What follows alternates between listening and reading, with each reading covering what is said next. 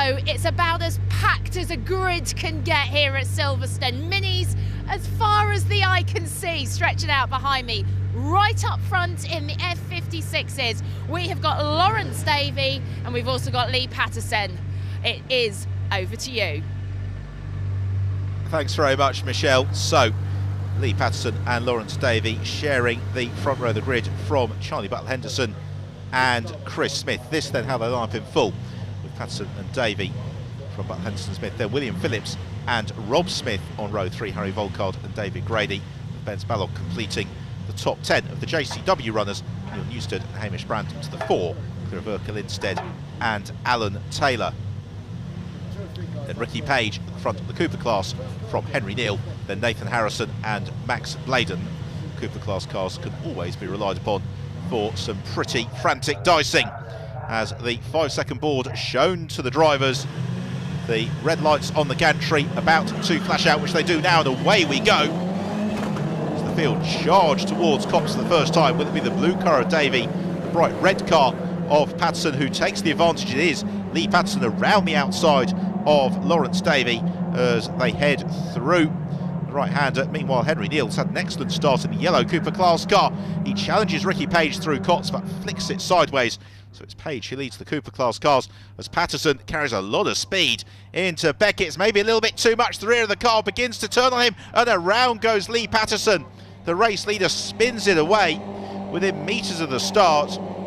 He's going to rejoin just ahead of Neil Newstead and the JCW class cars, as Ricky Page already comfortably in command of the Cooper class in car with Charlie Butler-Henderson as he chases Lawrence Davey for the lead of the race into Stowe corner. Butler-Henderson sees a gap that suddenly disappears as Lawrence Davey moves across, as is his right as the race leader, to take the racing line. So there's no way through Butler-Henderson on that occasion. And then we have got this train of cars for lead the race. So it is Davey from Butler-Henderson, Ryan Road, well up inside the top 5 once more. Neil Newstead under real pressure from Hamish Brandon in the JCW class. And then you can see the advantage that already Ricky Page has built up amongst the Cooper runners. Henry Neal just beginning to slip down the order a little bit, but this has been a relatively trouble-free first lap as Darren Chat looks like he is about to be demoted back in car with Butler-Henderson as he continues to try and overhaul the race leader Lawrence Davey. They head out of Aintree and down the Wellington Straight. Butler-Henderson using the slipstream to full effect as Lawrence Davey covers the inside line as they get on the brakes towards Brooklands. There's no way past for Butler-Henderson. Lawrence Davey taking that very, very tight line. The result, he can't pick his way past. It's Rob Smith in third place, and Smith trying to close the gap down to the leading duo. Butler-Henderson moves up a gear and another through Woodcote. So Lawrence Davey leads the way across the end of the lap in towards Copse corner.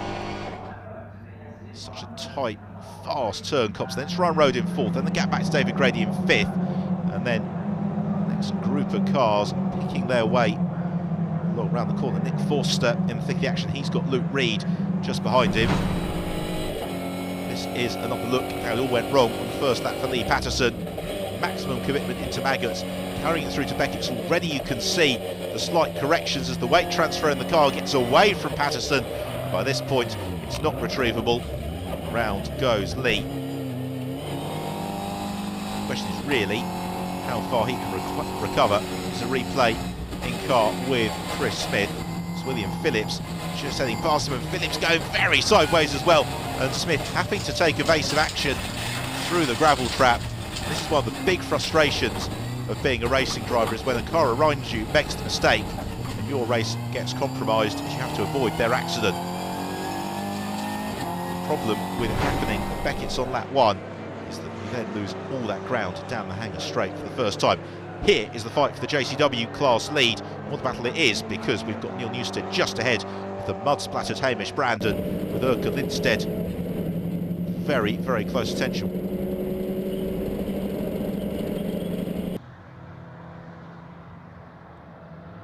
As the challenge for the lead continues, Charlie Butler-Henderson looks to draw alongside Lawrence Davey and look for the progress of Ryan Rode. And Lawrence Davey squirms out wide. Butler-Henderson takes evasive action, and that may just give Ryan Rode the opportunity to challenge and squeeze through into the lead. Here is how Butler-Henderson sees it. Davey able to cover the line into the Vale. Great to see Ryan Rode going so well. He has been ferociously fast so far in 2015. Has also made friends with the tyre barrier more times than he would like to. He can keep it on the island, and then Rode could well be in contention for the win.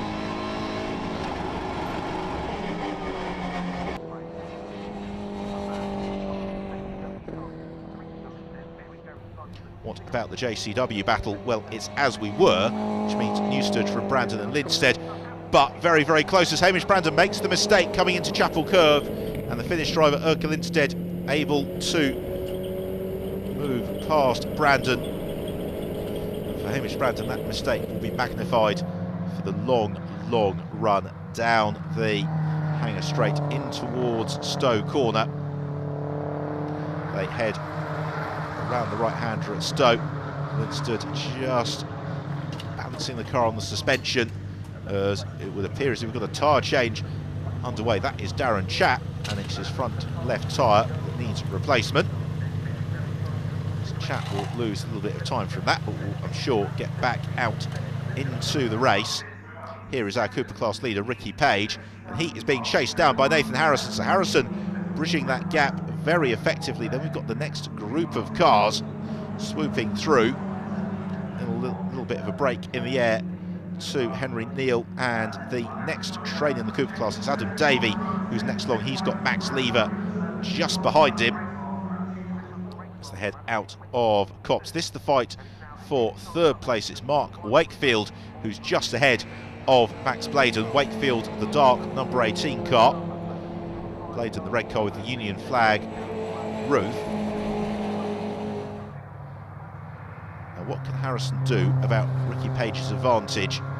Because Page, dominating the first race of the weekend, was showing very strongly in the early stages, but would appear to be in the process of being reeled in somewhat. Then we've got this Wakefield and Bladen battle. Just behind them, it is the silver car of Simon Walton. Walton again looking to try and close the gap down. Meanwhile, in the JCW class, Erkka Linstead taking his turn to begin to pressurise Neil Newstead, and Newstead makes the mistake. They make contact coming through the loop. Neil Newstead just ran out wide. Erkka Linstead saw the gap. Neil Newstead tried to close it, but far too late. So Linstead takes the lead in the JCW class down the Wellington Straight. We've still got very much in the mix Hamish Brandon as well. They hit the brakes for Brooklands, swoop through the left-hander and on towards Luffield.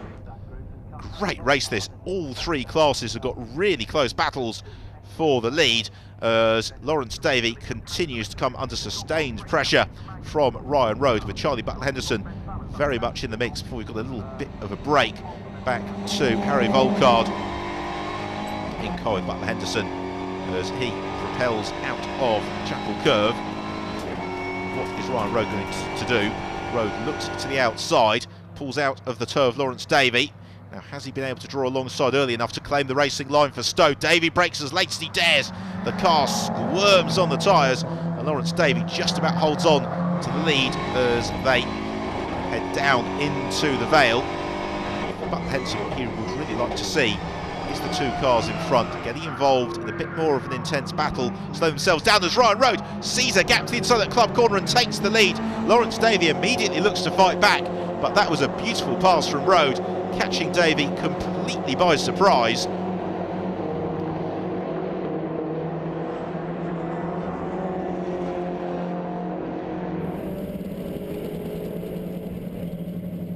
We return in car with Erkka Linstead.